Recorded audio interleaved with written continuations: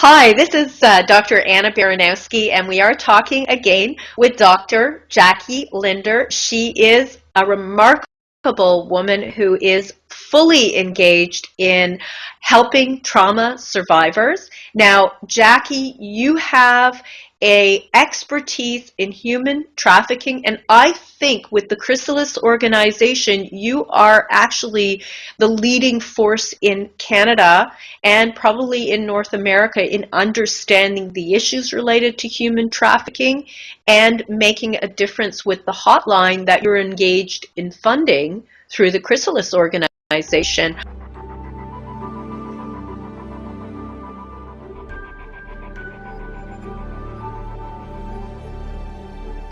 I wonder if you would help us to understand the issues around North American human trafficking, because I think that people don't understand that this is a real issue right here.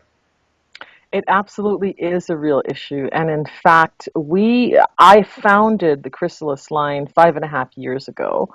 And the first year we got 250 calls from survivors of human trafficking who were in distress. In 2014, we got almost 2,000 calls. And the reason for that, we believe, is the word was getting out about the line, and because people were actually starting to trust that support was available. There is a tremendous mental health impact, a negative mental health impact for sexual abuse and human trafficking survivors. And I say sexual abuse because so many of the people who call the trafficking line actually were sexually abused as children. So there is a relationship between those two areas. And unfortunately, human trafficking is now the global #1 form of organized crime on the planet. Wow. Jackie, what is human trafficking and how does it happen? It is the buying and selling of a human being, usually for the purposes of sexual services, sometimes for the purposes of forced labor. How it happens, there are organized crime groups, big and small, all over Canada, all over North America, all over the world. So there is a misunderstanding about human trafficking that it happens in other people's countries. In fact, Canada is known internationally as a destination point to bring international victims. Also, we have a huge domestic human trafficking system within this country that lots of people actually don't know about. Who gets pulled in? Young people, people who are at risk youth, and sometimes the person that people would describe as the girl next door, who on the outside looks quite resourced and supported and not like somebody who would be easily preyed upon, but depending on the grooming protocol that the trafficker uses, just about anybody is vulnerable to predation. And is it just women or is it men and women? Because I think there are some misconceptions about that as well. It is both. It is certainly primarily women because the sex industry has a lot of demand for forced sex workers. Men certainly are more commonly trafficked on the labor side, and they have different forms of psychological impact. Interestingly enough, we've actually never had a labor traffic survivor phone our network for support. They tend to suffer in silence. We've had lots and lots of female and male survivors call the line. What's the number of the line in case people need to know? Okay, it's 1-866-528-7109. And what number are you at right now? How many people are calling in every year? The last statistical count that we did for 2014, a full stat because we're not finished 2015 yet, was close to 2,000. We have found in the last 5 years that the numbers have gone up every single year. What's nice about the line and exciting about the line is that the same people who are in distress will continue to call. And that actually means that we've been successful in building a relationship with them.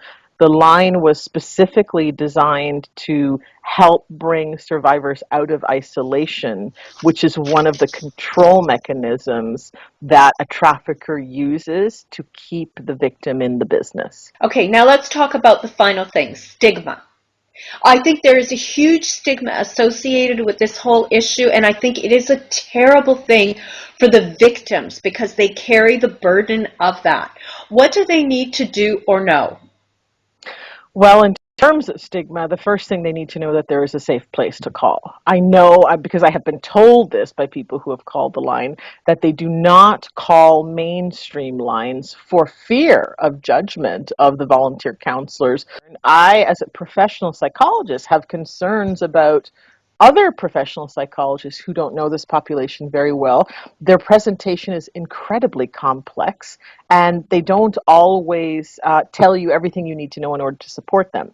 And that is shame based. There is so much shame within the experience. And like all survivors, the victim takes it on themselves as if it was their own fault. They internalize the experience, and then that actually reinforces the sense of isolation that the trafficker is trying to create in order to control them.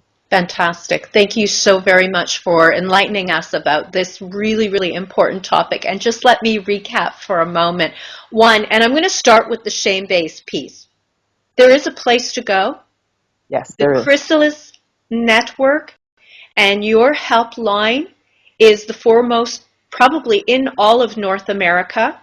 And it's a resource that people can use that is targeted and that will allow them for an outlet which has knowledge so they can call and not feel like they will have to worry about the impact or the negative feedback that they might get from the people who answer the phone. Two, this could be anybody. Mm-hmm. Anybody could be at risk. Mm-hmm. Anybody can be targeted, even the girl next door. Three, Canada is actually a destination place for, and this is really shocking, for this particular area of organized crime, and that we need to be aware that it could be anybody that's impacted by something like this, and we have to be open-hearted about our response to it and recognize that these are people who have been victimized and have been targeted directly, and it may be because they were already vulnerable. And so there has to be a way for us to create a network so that they can actually get the help that they need and they deserve. I want to thank you for your amazing work in this field, and I'm going to make sure that people know how to find you and how to reach out to you, Dr. Linder, and I just want to thank you for your outstanding contribution in the work that you do. Thank you so much for having me. Thank you. For more Ask Dr. Anna videos and information about post-traumatic growth and recovery, subscribe and like our YouTube videos at What is PTSD, or join us at previous video episodes in our playlist Ask Dr. Anna from the Traumatology Institute team.